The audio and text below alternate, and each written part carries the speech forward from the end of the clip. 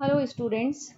इसी सीरीज़ को कंटिन्यू रखते हुए जो हम यूनिट 4 पर ले रहे हैं कॉम्प्लेक्स वेरिएबल डिफरेंशिएशन की, तो इससे प्रीवियस वीडियो में जस्ट हमने एक डिस्कस किया इंट्रोडक्शन या basics of complex variable and definition of analytic function. तो इसी के आगे कॉन्टिन्यूशन में आज जो हम टॉपिक लेने जा रहे हैं this is C R equations या कॉशी रीमान इक्वेशंस। ये इम्पॉर्टेंट पार्ट है इस यूनिट का, मोस्ट इम्पॉर्टेंट, जिस पर बेस्ड आगे हम सारे क्वेश्चंस करने जा रहे हैं। तो सबसे पहले इस वीडियो में हम देखते हैं कि किसी भी क्वेश्चन में करने के लिए हमारे पास नेसेसरी और सफिशिएंट कंडीशन क्या है, जिसकी हेल्प से हम ये शो कर सकें कि जो हमारे पास फंक्शन है वो एनालिटिक हो। तो इस वीडियो में आज हम नेसेसरी सफिशिएंट कंडीशन डिस्कस करेंगे and this is important, necessary and sufficient condition for fz to be analytic। अब हम याद करते हैं कि भाई ये एनालिटिक क्या चीज है, क्या है ये एनालिटिक फंक्शन। तो इससे पहले भी हमने ये एनालिटिक की बेसिक डेफिनेशन फर्स्ट लेक्चर में हमने डिस्कस किया है, लेकिन एक बार फिर दोबारा से याद दिला दूं कि एनालिटिक बहुत ज़्यादा इसमें कंफ्यूज होने की ज़रूरत नहीं है। ये एनालिटिक की डेफिनेशन आपकी डिफरेंशिएबिलिटी पर बेस्ड है कि अगर हम किसी कॉम्प्लेक्स फंक्शन का एनालिटिक चेक कर रहे हैं किसी पॉइंट z0 पर, तो वो फंक्शन z0 पर डिफरेंशिएबल हो और z0 के आसपास जितने भी पॉइंट हैं, मतलब z0 के नेबरहुड में भी डिफरेंशिएबल हो। तो इससे पहले भी हमने डिस्कस किया कि अगर हमने ये कोई पॉइंट ले लिया z0, तो फंक्शन इस z0 पर डिफरेंशिएबल हो और z0 के नेबरहुड में ये जितने भी आपके पॉइंट्स हैं, इस नेबरहुड में सारे पॉइंट्स पर फंक्शन रहे डिफरेंशिएबल। अगर ऐसा है तो आप उसे कह देते हैं एनालिटिक। तो हमारी एनालिटिक की जो बेसिक डेफिनेशन है वो डिफरेंशिएबिलिटी पर बेस्ड है। अब हम आते हैं कि हमारी नेसेसरी कंडीशन क्या है फॉर फंक्शन के लिए कि for f z to be analytic, what is the necessary condition. तो देखिए नेसेसरी कंडीशन हमारी फिर से डिफरेंशिएबिलिटी पर बेस्ड है। कैसे है necessary condition for f Z, और एफ जेड आप क्या लेते हैं u plus i b. So necessary condition for f z to be analytic in region R is that u and v satisfy CR equations। CR equations क्या है हमारे पास। अब सबसे पहले CR इक्वेशंस पर आने से पहले आपको ये पता होना चाहिए कि u एंड v क्या है। आपके पास जो भी फंक्शन होता है आप उसे रिप्रेजेंट करते हैं u plus I v. u is a real part and v is imaginary part. और अगर ये रियल और इमेजिनरी पार्ट CR इक्वेशन को सेटिस्फाई करें तो ये इसकी नेसेसरी कंडीशन है, कोई भी फंक्शन एनालिटिक होगा अगर ये इस नेसेसरी कंडीशन को सेटिस्फाई करे।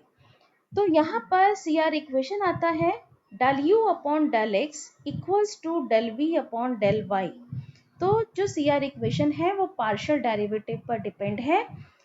u का partial derivative with respect to x should be equal to del v upon del y, and second equation is del u upon del y equals to minus del v upon del x।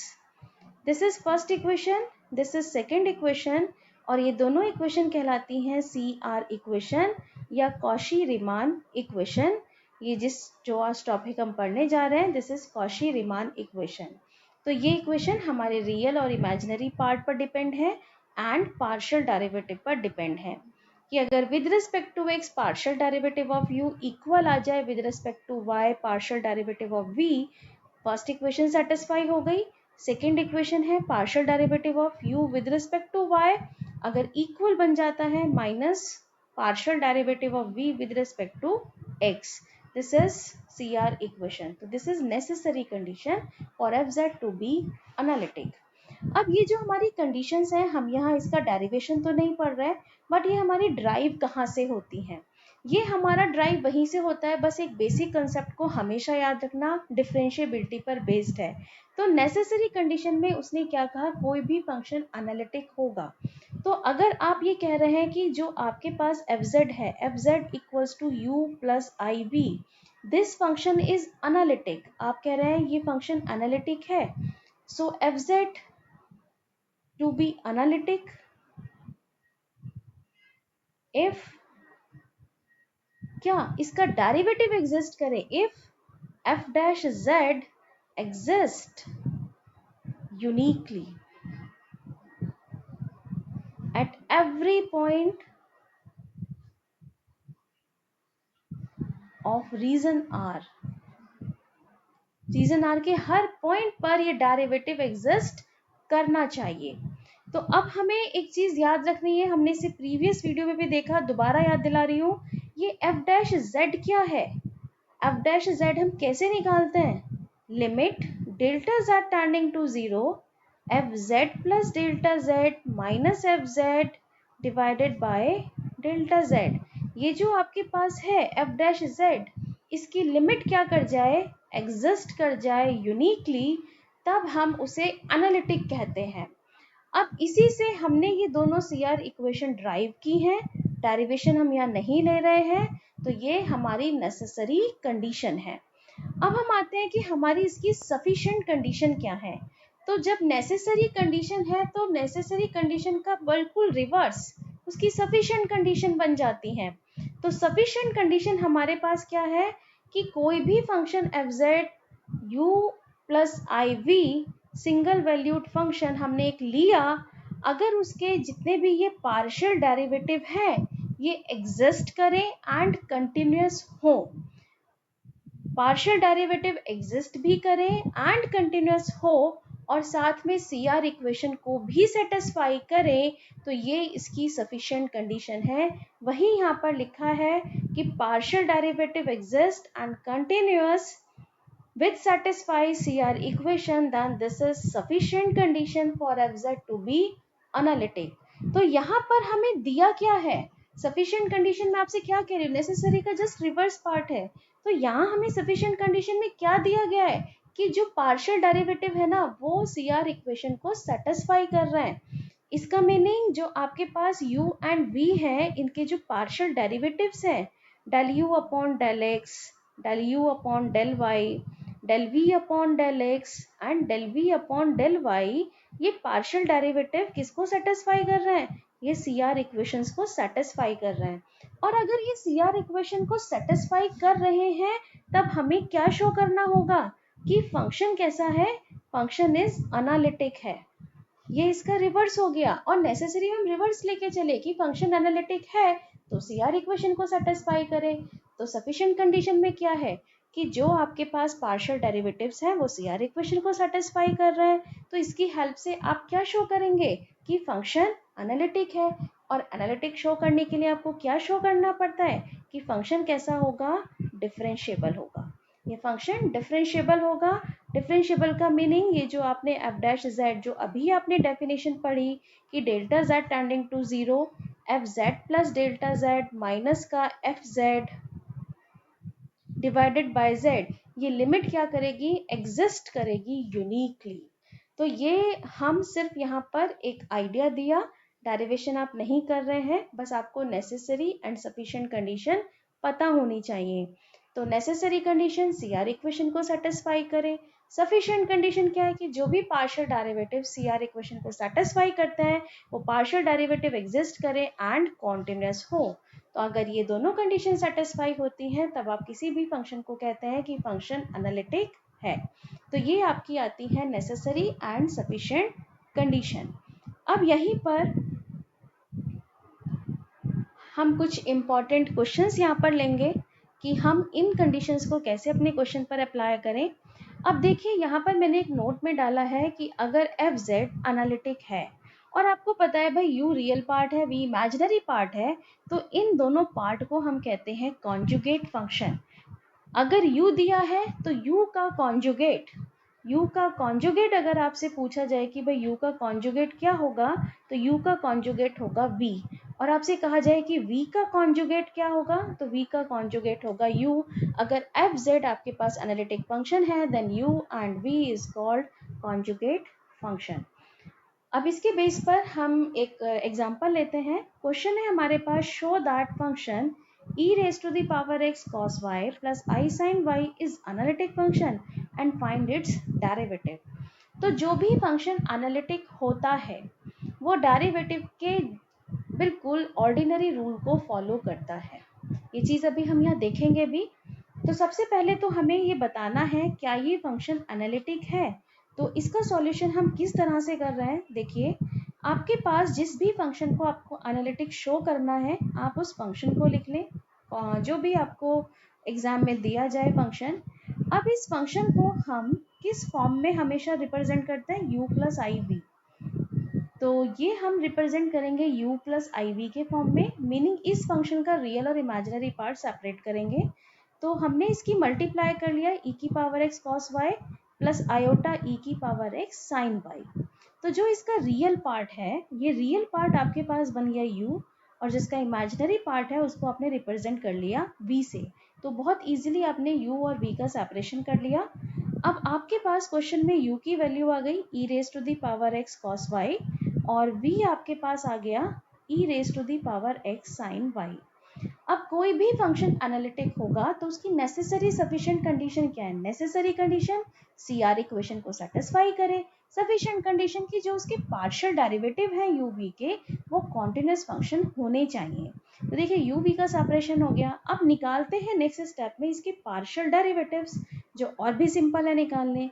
First निकालते हैं del u upon del x, तो with respect to x कर रहा है e raise to the power x cos y, and del u upon del y निकाल रहे हैं तो विद रिस्पेक्ट टू y कर रहे हैं। सो cos y का डेरिवेटिव माइनस का sin y, so e raise to the power x sin y। इसी तरह से del v upon del x निकाल लेते हैं, so derivative with respect to x, so e raise to the power x sin y, and now derivative of v with respect to y, so sin y का derivative cos y, so e raise to the power x cos y। अब check करते हैं first CR equation क्या satisfy हुई। तो first CR equation हमारे पास क्या है, CR इक्वेशंस हमारे पास फर्स्ट है del u upon del x equals to del v upon del y, ये फर्स्ट CR इक्वेशन है। तो चेक करते हैं, देखिए del u upon del x equals to del v upon del y, ये दोनों वैल्यूज सेम है, ये दोनों वैल्यूज सेम है। तो फर्स्ट इक्वेशन इज सेटिस्फाइड, ये हमारे पास फर्स्ट इक्वेशन सेटिस्फाई होती है। सेकेंड CR इक्वेशन हमारे पास क्या है, del u upon del y equals to minus का del v upon del x। तो del u upon del y, del u upon del y क्या है, minus e raise to the power x sin y, किसके equal आना चाहिए, minus sign of del v upon del x। तो minus sign of del v upon del x, ये भी satisfied. तो हमारे पास सेकेंड इक्वेशन भी सेटिस्फाइड। तो दोनों इक्वेशन हमारे पास सेटिस्फाई हुई, तो यहां आता है CR equations satisfied. Now partial derivatives देखते हैं, क्या कंटिन्यूअस फंक्शन है पार्शियल डेरिवेटिव। तो पार्शियल डेरिवेटिव को अगर आप ध्यान से देखें, इन पार्शियल डेरिवेटिव्स के अंदर कौन से फंक्शंस रखे हैं, exponential and sine cos. Exponential function भी कॉन्टिन्यूअस, साइन कॉस फंक्शन भी कॉन्टिन्यूअस है, तो all partial derivatives are continuous. तो हम लिख सकते हैं all partial derivative del u over del x, del u over del y, del v upon del x, del v upon del y, all are continuous function। अगर ये continuous function है तो second condition भी हमारी sufficient condition भी satisfy, तो necessary and sufficient condition दोनों ही satisfy हो रही हैं। सो दिस इम्प्लाइज दैट जो गिवन फंक्शन है fz, ये कैसा फंक्शन होगा, fz इज एनालिटिक, ये हमारे पास एनालिटिक फंक्शन होगा। अब हम चलते हैं यहाँ पर कि अगर ये एनालिटिक फंक्शन है तो क्वेश्चन में पूछा गया है फाइंड इट्स डेरिवेटिव। तो देखिए डेरिवेटिव कैसे निकाल रहे हैं, f डैश z। अब आप fz क्या लेते हैं, आप fz लेकर चलते हैं u प्लस आई वी, तो आप इसका derivative with respect to x ले लो पूरे का, del u upon del x plus I del v upon del x, ये आपने ले लिया। अब del u upon del x तो हम ऑलरेडी निकाल चुके हैं, ये है e की पावर x cos y, तो आपके पास आंसर आ गया e की power x cos y plus iota del v upon del x। अब del v upon del x है e की पावर x sin y, तो आपने इसकी वैल्यू रख ली e की power x sin y, e की पावर x आपने कॉमन ले लिया, तो क्या रह गया आपके पास cos y plus iota sin y, ये रह गया आपके पास। तो देखिए ये आपके पास एफ डैश जेड की वैल्यू आ गई। तो बिल्कुल ऑर्डिनरी रूल को ही फॉलो करता हुआ चलता है, कोई ऐसा नहीं है कि कोई बहुत स्पेशल यहाँ पर आप डेरिवेटिव निकाल रहे हैं। लेकिन जब भी आपको एफ डैश जेड निकालना हो तो आप डायरेक्टली यूज कर सकते हैं del you upon del x plus i del we upon del x, meaning with respect to x आपने उसको डिफ्रेंशिएट कर दिया। तो ये तो आपने जो सी आर इक्वेशन पर बेस्ड क्वेश्चन किया, ये आपका जो सी आर इक्वेशंस हैं, दोबारा आती हूँ इसी पर, यहाँ लिख रही हूँ, ये जो आपके पास सी आर इक्वेशन है ये कार्टेशियन फॉर्म में है, और कार्टेशियन फॉर्म में सी आर इक्वेशन अभी आपने पढ़े del you over del X equals to del we upon del Y, या हम कह सकते हैं U x equals to we Y. Second equation del you upon del Y equals to minus का del we upon del X, या आप इसे ये कह सकते हैं U Y equals to minus का V X. These are in Cartesian form. अब हम सी आर इक्वेशन लेने जा रहे हैं इन पोलर फॉर्म, कि क्वेश्चन अगर आर थीटा में गिवन है तब हम अपने क्वेश्चन को किस तरह से अडैप्ट करें। So next is C R equations in polar form. तो देखिए पोलर फॉर्म में हम कैसे निकालेंगे सी आर इक्वेशंस। आप जानते हैं पोलर फॉर्म के अंदर जो आप x की वैल्यू सब्सिट्यूट करते हैं, x equals to r cos theta, y equals to r sine theta, और ये पोलर फॉर्म हम इससे प्रीवियस वीडियो में भी डिस्कस कर चुके हैं, चाहे तो आप वीडियो को एक बार अगेन देखें। एंड z आप लेते हैं x प्लस आयोटा वाई, और x प्लस आयोटा वाई को पोलर फॉर्म में अगर आप कन्वर्ट कर लें तो ये आपके पास बन जाता है r cos theta plus iota sine theta, और इसी को हम एक्सपोनेंशियल फॉर्म में लिख लेते हैं पोलर फॉर्म के बाद r e की पावर आयोटा थीटा, जहाँ cos theta plus iota sine theta की वैल्यू क्या है आपके पास e की पावर आई थीटा, इसी का हम यूज करने जा रहे हैं। w equals to F Z, और आप फंक्शन लेते हैं u प्लस आई वी, ये फंक्शन लेते हैं। सो यहाँ पर हमने z की वैल्यू रिप्लेस करी in terms of r theta, this is r e की power I theta equals to u plus I v. Now differentiate करते हैं अब हम इसको with respect to r, this is equation number 1. So differentiate partially with respect to r. So f का derivative f dash r e raised to the power I theta, and derivative of r e raised to the power I theta with respect to r, this is e raised to the power I theta, chain rule apply करते हुए del u upon del r plus I del v upon del r, this is equation number 2. Now अब हम equation 1 को again differentiate कर रहे हैं, differentiate equation 1 partially with respect to theta. चलिए f का derivative f dash r e raise to the power I theta.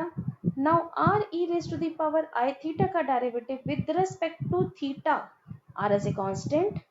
Now derivative of e raised to the power I theta is e raised to the power I theta, and derivative of I theta is iota. This is equals to del u upon del theta plus iota del v upon del theta. This is equation number 3. तो आपने equation 1 को with respect to r with respect to theta differentiate किया। अब हम equation number 3 में ही substitution करेंगे। तो देखिए f dash r e raised to the power I theta e raised to the power I theta iota r equals to del u upon del theta plus iota del v upon del theta। तो हमारे पास इस part की value, this part की value हम कहाँ से put करने जा रहे हैं, ये पार्ट की वैल्यू हम पुट करने जा रहे हैं इक्वेशन नंबर 2 से। तो इस पार्ट की वैल्यू इक्वेशन नंबर 2 से हम पुट करते हैं, तो ये वैल्यू हमारे पास है इक्वेशन नंबर 2 से by equation 2 del u over del r I del v upon del r, और इसमें होल मल्टीप्लाई हम कर रहे हैं iota r equals to del u upon del theta plus iota del v upon del theta. Iota r से multiply कर लेते हैं, so iota r del u upon del r, and iota square is minus r del v upon del r equals to del u upon del theta plus iota del v upon del theta. Now real and imaginary part का comparison करते हैं। तो अगर हम इसका equate कर लें real part, तो आपको एक इक्वेशन मिल जाएगी। तो रियल पार्ट इक्वेट करते हैं। So minus r del we upon del r equals to del you over del theta. So और अगर हम इमेजिनरी पार्ट को इक्वेट कर लें,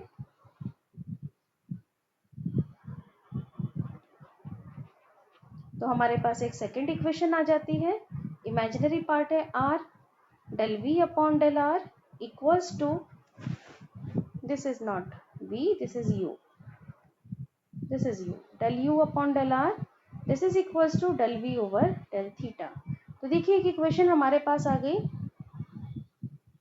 del u upon del r equals to 1 upon r del v upon del theta। एक equation ये रहा C R equation in polar form, तो इसे आप डायरेक्टली याद कर सकते हैं। And second equation del v upon del r equals to minus का 1 upon r del u upon del theta। This is second C R equation in polar form. तो देखिए कितनी इजीली हमने ये इक्वेशंस ड्राइव कर ली। तो इनका डेरिवेशन भी आपको पता होना चाहिए। दूसरा, आपको ये इक्वेशन डायरेक्टली पोलर फॉर्म में याद होनी चाहिए। तो अगर एग्जाम में पूछा जाए कि C R equation in polar form, तब आप ये यूज करेंगे आर थीटा। और कार्टेशियन फॉर्म जिस पे बेस्ड अभी हमने क्वेश्चन किए, तो कार्टेशियन फॉर्म की polar equation u x equals to we y and u Y equals to minus v x, and polar form की इक्वेशन ये आपके सामने है। तो दोनों इक्वेशंस आपको डायरेक्टली याद होनी चाहिए। तो चलिए इसके बेस पर हम एक क्वेश्चन लेते हैं पोलर फॉर्म पर बेस्ड। ये क्वेश्चन है हमारे पास, find p such that function is analytic. आपको p की वैल्यू फाइंड आउट करनी है अगर गिवन फंक्शन एनालिटिक है।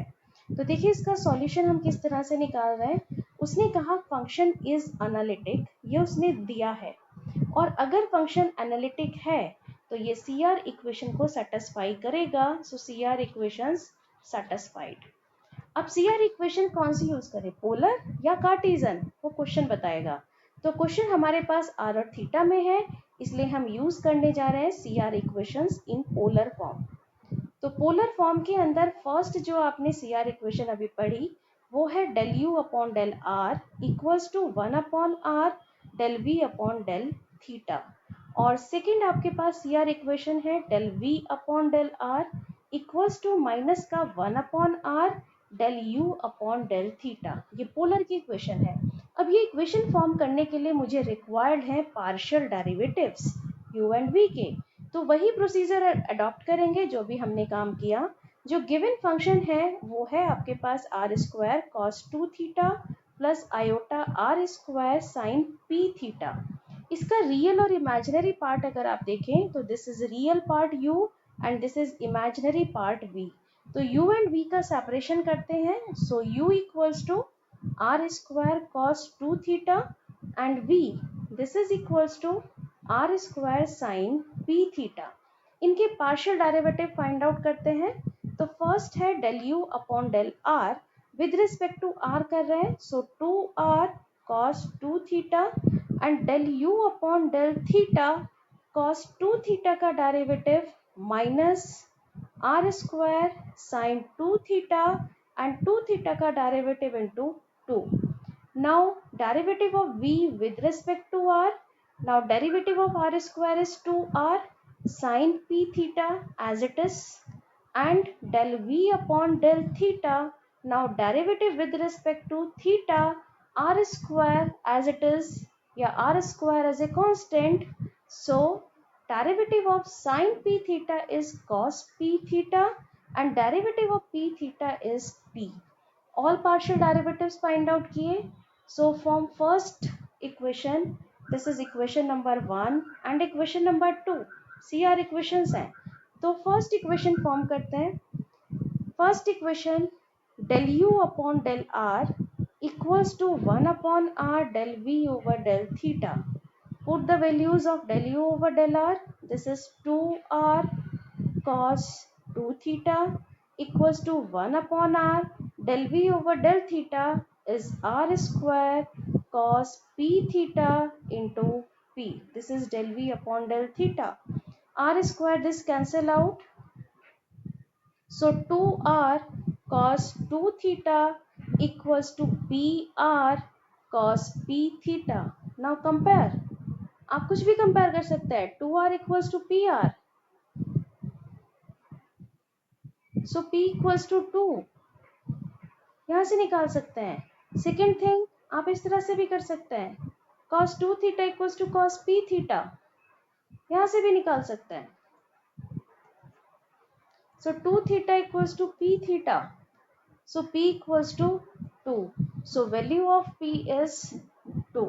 तो आई थिंक आपको इस वीडियो के अंदर ये समझ में आ गया होगा कि आपको CR इक्वेशंस कैसे अप्लाई करनी है क्वेश्चंस पे. और हम जो नेक्स्ट वीडियो लेंगे वो हम इन्हीं इक्वेशंस पर बेस्ड कुछ और एग्जाम्पल्स लेंगे. डिफरेंट टाइप के एग्जाम्पल्स हैं. आज तो इस वीडियो में हमने बहुत सिंपल एग्जाम्पल डिस्कस किए, बट नेक्स्ट वीडियो में हम top 5 examples of analytic function discuss करेंगे. तो पूरे यूनिट से टॉप 5 एग्जाम्पल्स मैंने सेलेक्ट किए हैं, और अगर ये 5 एग्जाम्पल्स आपको क्लियर हो जाते हैं एनालिटिक फंक्शन पर, तो आप एनालिटिक का इसके बाद कोई भी क्वेश्चन कर सकते हैं. और जो नेक्स्ट वीडियो में आपके पास एग्जाम्पल्स आने वाले मोस्ट इम्पॉर्टेंट एग्जाम्पल्स होंगे. So thank you so much.